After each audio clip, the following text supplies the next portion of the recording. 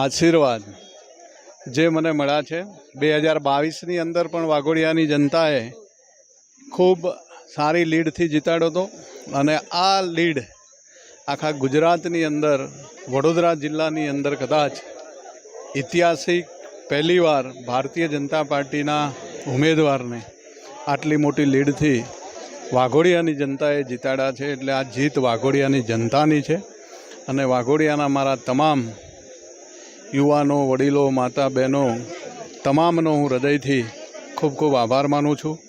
સાથે સાથે મારા કાર્યકર્તાઓએ 2 મહિનાથી સતત મહેનત કરીને રાત દિવસ તનતોડ પોતાના કામો છોડીને જે આ ભવ્ય વિજય અપાયો છે એ બદલ તમામ કાર્યકર્તાઓનો પણ ખૂબ ખૂબ આભાર।